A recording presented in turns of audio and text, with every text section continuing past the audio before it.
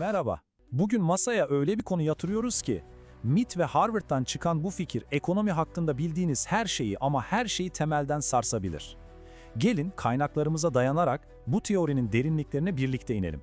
Şimdi size şöyle kışkırtıcı bir soruyla başlamak istiyorum. Düşünün yapay zeka patronunuzu, bankanızı, hatta Amazon'u bile hayatımızdan çıkarabilseydi.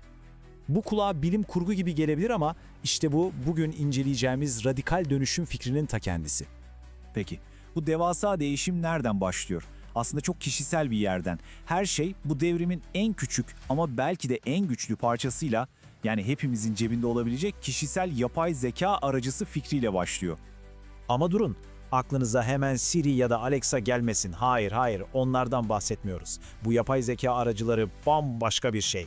Şöyle düşünün, sizin için çalışan, asla yorulmayan, pazarlama hilelerine zerre kadar kanmayan ve tek bir amacı olan, sizin için en iyi, en mantıklı, en karlı sonucu bulmak. Kısacası cebinizdeki kişisel, süper rasyonel ekonomistiniz. Peki bu pratikte nasıl işler? Gelin somut bir örnek üzerinden gidelim. Diyelim ki yeni bir kahve makinesi istiyorsunuz. Normalde ne yaparsınız? Siteleri gezersiniz, değil mi? Ama aracınız öyle yapmıyor. O doğrudan üreticiyle temasa geçiyor. Sonra aynı makineyi isteyen diyelim ki 500 kişiyi daha buluyor, sizin gibi. Onların aracıları da devrede ve sonra ne oluyor? Boom! Hepiniz adına toplu bir pazarlık yapıyor ve ürünü toptan fiyatına alıyor, nakliyeyi de kendi ayarlıyor ve bütün bunlar milisaniyeler içinde oluyor. Amazon'a, Trendyol'a falan hiç gerek kalmıyor. Bu gücü ve verimliliği bir düşünsenize. Tamam, bireysel alışverişi anladık. Ama bu sadece başlangıç. Şimdi vitesi büyütelim ve bireyden koskoca şirketlere geçelim. Bu teknoloji bugün bildiğimiz şirket kavramını nasıl ortadan kaldırabilir? İşte işin çığır açan kısmı burada başlıyor.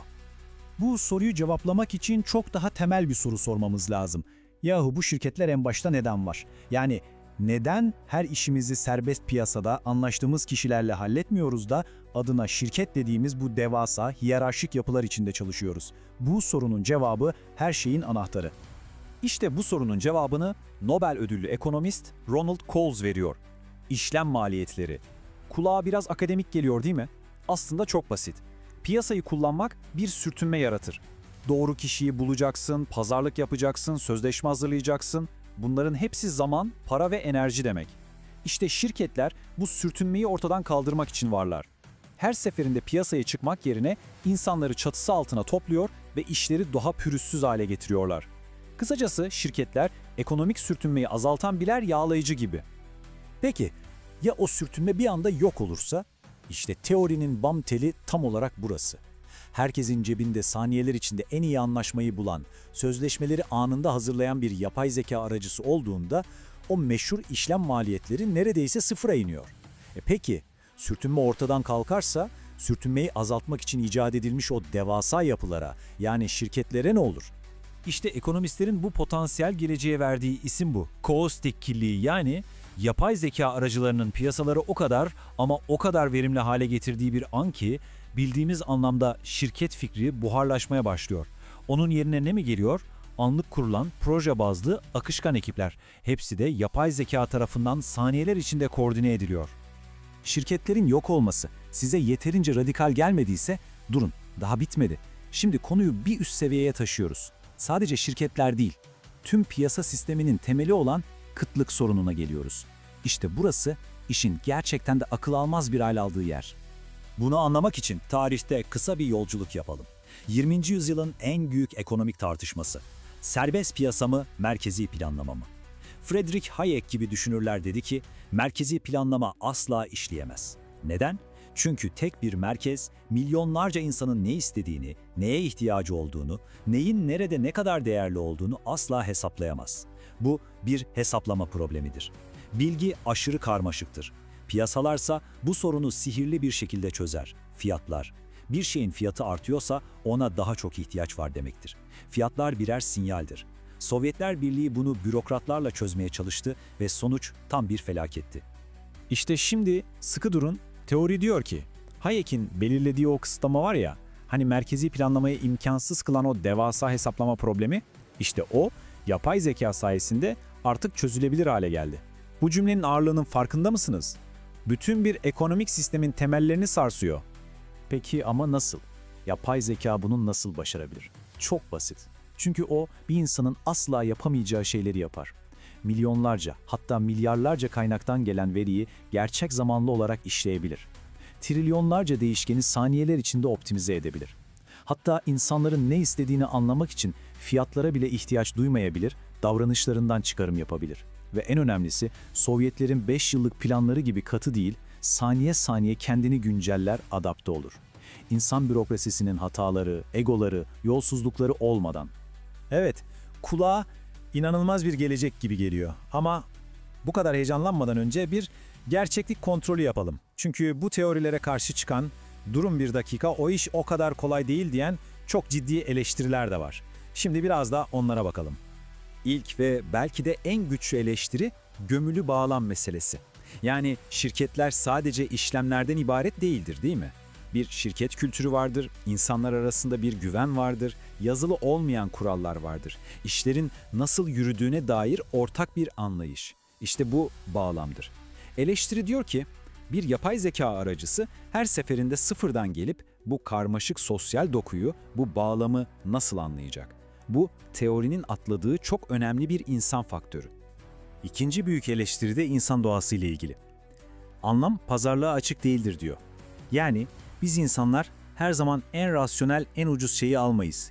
Bir araba alırken sadece metal bir yığın almayız. Bir statü sembolü, bir kimlik beyanı alırız. Bir kahve alırken markanın bize hissettirdiklerini satın alırız. Yapay zeka size en verimli arabayı bulabilir. Peki ya size o hissi veren arabayı? İşte bu optimize edilemeyen bir şey. Ve son olarak belki de en pragmatik eleştiri yeni tekel tehlikesi. Teori, aracıların ortadan kalkacağını söylüyor. Ama eleştirmenler diyor ki, hayır, tam tersi olacak. Uber taksi duraklarını yok etmedi, kendisi dev bir küresel taksi durağı oldu. Bu teknoloji de şirketleri yok etmek yerine tüm bu aracıları kontrol eden bir ya da iki tane devasa yeni tekel yaratabilir. Düşünsenize bir Google Agent ya da Amazon Agent tekelini. Verimlilikten elde edilen tüm kazanç yine bu devlerin cebine gidebilir.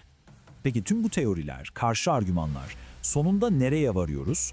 Anlaşılıyor ki bu kaçınılmaz bir gelecekten çok bir yol ayrımı. Geleceği bir tahmin olarak değil, hep birlikte vermemiz gereken kritik bir seçim olarak görmeliyiz. Ve bu seçimin kalbinde şu soru yatıyor. Bu güçlü yapay zeka araçlarını kim kontrol edecek? İki temel model var gibi görünüyor.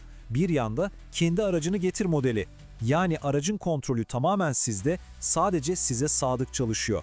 Diğer yanda ise Google veya Amazon gibi bir platformun size kiraladığı bir aracı var. Kullanışlı, evet, ama kime sadık olacağı her zaman bir soru işareti.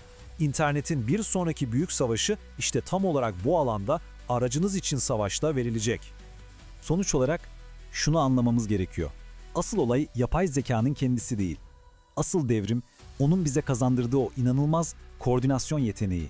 İnsanları, kaynakları, fikirleri daha önce hayal bile edilemeyecek bir verimlilikle bir araya getirme gücü. Elimize yeni bir süper güç geçiyor. Ve her süper güç gibi bu da beraberinde devasa bir sorumluluk getiriyor. Seçim şuna dönüşüyor.